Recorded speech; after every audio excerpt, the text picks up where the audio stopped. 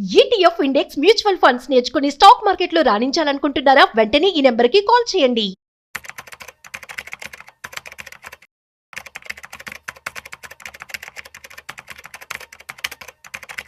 Hi hello నమస్తే, welcome back to Suman TV. కేంద్ర ఆర్థిక మంత్రి నిర్మలా సీతారామన్ గారు ఈరోజు 2026-27 బడ్జెట్ని అయితే ప్రవేశపెట్టడం జరిగింది. మరి సుమారు 80 నిమిషాలు ఆవిడ ఈ ప్రసంగాన్ని కొనసాగించారు. మరి ఈ రోజు జరిగినటువంటి బడ్జెట్లో ఏ అంశాలపైన మాట్లాడారు ఆల్రెడీ మీరు అందరూ ఫాలో అయిపోయి ఉంటారు.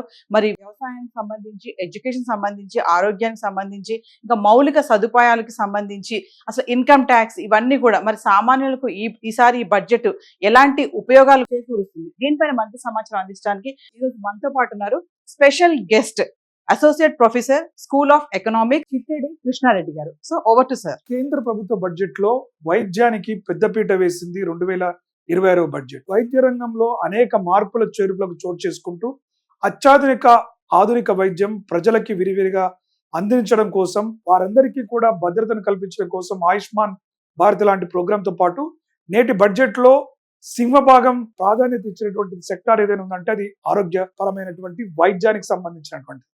దీనిలో ముఖ్యంగా భారతదేశంలో కొత్త 3 ఆల్ ఇండియా ఇన్స్టిట్యూట్స్ ఆఫ్ ఆయుర్వేదకి మనకు తెలుసు ఈ మధ్య కాలంలోనే యూరోపియన్ యూనియన్ తో భారత ప్రభుత్వం FTA చేసుకుంది, ఫారెన్ ట్రేడ్ అగ్రిమెంట్స్ చేసుకున్నాయో. అక్కడ కూడా ఆయుష్ వాలంటీర్స్ ని మనం అక్కడికి పంపిస్తామని, అవసరమైనటువంటి సేవలను అక్కడ అందించేందుకు భారత ప్రభుత్వం సుముఖతను వ్యక్తం చేయడం కూడా మనం చూసాం. ఈ విధంగా భారతీయ వైద్యాన్ని, ఆయుర్వేద అంటేనే భారతదేశానికి సంబంధించిన పూర్తి స్థాయి వైద్యం, అల్లోపతి మెడిసిన్స్ అంటే మనం ఇంగ్లీష్ మెడిసిన్స్ అని ఏవైతే అంటామో, రోజు మనం తీసుకునే మెడిసిన్స్ ఏవైతున్నాయో వాటికి ప్రత్యామ్నాయంగా, ఎందుకంటే ఇంగ్లీష్ మెడిసిన్స్ అన్ని కూడా ఆరోగ్యంపై పరోక్షంగా ఒక ప్రతికూల ప్రభావాన్ని చూపిస్తున్నాయి కాబట్టి వాటి నుంచి అధిగమించడానికి ఆయుర్వేద విద్యను పెద్ద ఎత్తున దేశవ్యాప్తంగా తీసుకురావడానికి మనకు all India institute of medical sciences ఎట్లయితే ఉన్నాయో అదే విధంగా ఇవాళ all India institutes of Ayurveda పేరుతో ఆయుర్వేద వైద్యాన్ని దేశవ్యాప్తంగా అందించడంతో పాటు ప్రపంచ దేశాలకు అందించే దిశగా ఈ బడ్జెట్ లో మనకు ఒక ఫౌండేషన్ వేసినట్టుగా కనిపిస్తుంది. దానితో పాటుగా దాదాపుగా 1 lakh allied health professional AHPs next 5 years లో చేసే విధంగా మనం చెప్పాం కూడా. ఆయుష్ వాలంటీర్స్ ఎవరైతే ఉన్నారో యూరోపియన్ యూనియన్ లాంటి దేశాల్లో, దాదాపుగా 27 దేశాలుగా ఉన్న యూరోపియన్ యూనియన్ లో వారందరికీ కూడా సేవలు అందించడానికి అవసరమైన స్కిల్ బేస్డ్ గా ఉన్నటువంటి ట్రైన్స్ చేసి అక్కడికి మనము స్వదేశంగాను అదే విధంగా విదేశాలకు పంపించే విధంగా కూడా కృషి చేస్తామని చెప్పడం జరిగింది. దాంతో పాటుగా 5 రీజనల్ మెడికల్ హబ్స్, భారతదేశంలో 5 రీజనల్ మెడికల్ హబ్స్ పెట్టి వైద్యాన్ని విరివిరిగా ప్రజలకు అందించే కార్యక్రమాన్ని కూడా ఈ కేంద్ర బడ్జెట్ 2026లో ప్రవేశపెట్టడం జరిగింది. అదేవిధంగా 1.5 lakhs కేర్ గివర్స్ ట్రైనింగ్ కూడా, అంటే ఎవరు వృద్ధులకు కావచ్చు, లేకుంటే దీర్ఘకాలిక వ్యాధుల బారిన పడినటువంటి అనేక మంది రోగులకి సహాయ సహకారాలను అందించడానికి ట్రైన్డ్ అయినటువంటి వారిని ప్రజలకు సేవలు అందించే విధంగా. ఎందుకంటే చాలా మంది వృద్ధాప్యంలో ఉన్నవారు కావచ్చు, లేకుంటే అంగవైకల్యంతో ఉన్నటువంటి వారు అనేక ఇబ్బందులు పడుతున్నటువంటి నేపథ్యంలో వారందరికీ కూడా విలువైన సేవలను అందించడం కోసం దాదాపు 1,50,000 మందిని సురక్షితులైనటువంటి ట్రైనర్స్ గా తీర్చిదిద్ది వైద్య రంగంలోకి ఇవ్వనున్నట్టు కూడా చెప్పడం జరిగింది. అదేవిధంగా నిమాన్స్ అనేటువంటి 2 ఇన్స్టిట్యూట్స్ కూడా, ఇప్పుడు బెంగళూరులో మనకు నిమాన్స్ ఒకటి ఉంది. అలాంటివి అంటే మనకు సోషల్ వర్క్ లో కావచ్చు, సైకాలజికల్ పరంగా కావచ్చు, సామాజిక పరంగా కావచ్చు, అవసరమైన మెడికల్ సహాయ సహకారాలు అందించడానికి ఈ నిమాన్స్ అనేటువంటివి ఉపయోగపడుతుంటాయి. ఈ దేశంలో మరొక 2 నిమాన్స్ సెంటర్లను పెట్టడం అనేటువంటిది కూడా చాలా ఆహ్వానించదగినటువంటి విషయం.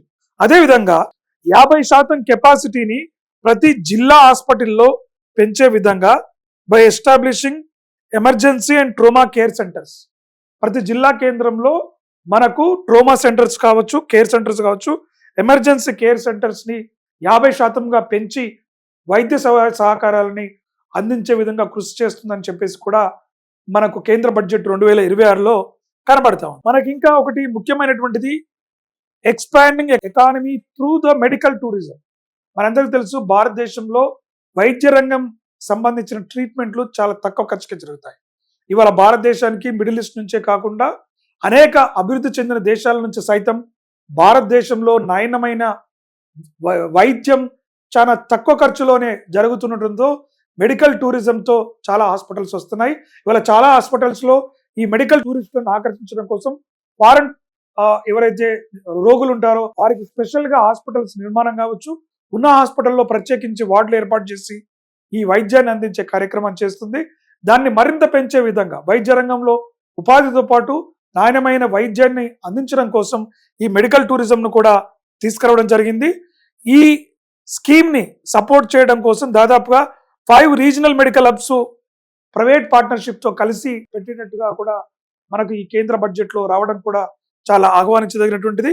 అదేవిధంగా ఈ మెడికల్ హబ్స్ లోనే ఆయుష్ సెంటర్స్ ఉంటాయి. దాంతో పాటు medical value tourism, felicitation centres and infrastructure for diagnostics కావచ్చు, పోస్ట్ కేర్ అండ్ రిహాబిలిటేషన్. అంటే ఒక రోగి ఒక రోగంతో హాస్పిటల్లో జాయిన్ అయితే అక్కడికి వచ్చి వైద్యం పూర్తి చేసుకున్న తర్వాత అవసరమైన కేర్ కూడా, అంటే పోస్ట్ సర్జరీలు, పోస్ట్ ట్రీట్మెంట్ల తర్వాత అవసరమైన ఎసెన్షియల్ మెడికల్ ట్రీట్మెంట్ ఏదైతే ఉందో పూర్తిగా ఆరోగ్యవంతులు అయ్యేంత వరకు అవసరమైనటువంటి సెంటర్లను కూడా ఈ సెంటర్లలోనే పెట్టడానికి, అదేవిధంగా అవసరమైనటువంటి పరీక్షలను అంటే మెడికల్ డయాగ్నోస్టిక్స్ టెస్ట్ కూడా చేసే విధంగా కూడా మనకు దీంట్లో కనిపిస్తూ ఉంది. అదేవిధంగా national institute of hospitality by upgrading the existing national council for hotel management and catering technology. Hospitality management అంటే హాస్పిటల్లో నాణ్యమైనటువంటి సౌకర్యాలు అందించడం కోసం ఏ విధంగానైతే మనకు ఆల్రెడీ హోటల్ మేనేజ్మెంట్, క్యాటరింగ్ టెక్నాలజీలో ఉన్నాయో వాటిని ఆరోగ్య రంగంలో కూడా అప్గ్రేడ్ చేస్తూ ఈ హాస్పిటాలిటీ సంబంధించిన ఇన్స్టిట్యూట్ గా వాటిని అప్గ్రేడ్ చేస్తూ చేయడం కూడా జరుగుతుంది. అదేవిధంగా ఒక పైలట్ స్కీమ్స్ కింద 10,000 మంది గైడ్స్ కి ఒక 20 iconic tourist sites through standardised high quality training course in IAMs. అంటే ఇది మెడికల్ రంగానికి నేరుగా సంబంధించి కాకపోయినా దాదాపు ఒక 10,000 మందిని ఒక ఐకానిక్ టూరిస్టులుగా గైడ్లుగా పెట్టి వారిని ట్రైన్ చేసే విధంగా కూడా చేస్తున్నట్టుగా మనకు ప్రకటించారు. ఓవరాల్ గా కేంద్ర ప్రభుత్వ బడ్జెట్ లో ఆరోగ్యానికి పెద్దపీట వేస్తూ ప్రజల వైద్యానికి, ప్రజల ఆరోగ్యానికి ఆయుర్వేదం ద్వారా భారతదేశంలో భారతీయ మూలాల నుంచి తయారైనటువంటి వైద్యంతో రోగాలను నయం చేస్తూ ఆ రోగాల నుంచి బారిన పడిన తర్వాత ఇచ్చే ట్రీట్మెంట్ల ద్వారా నెగటివ్ స్పిల్ ఓవర్స్ తక్కువగా ఉండే విధంగా కృషి చేసే హాస్పిటల్ను చేస్తూ భారతదేశంలో ఉన్నటువంటి ప్రజలకే కాకుండా ప్రపంచాన్ని సైతం ఆయుర్వేద వైద్యాన్ని అందించే విధంగా ఈ బడ్జెట్ లో కేంద్ర ప్రభుత్వం తమ యొక్క ప్రాధాన్యతను ఇవ్వడం జరిగింది. ధన్యవాదాలు.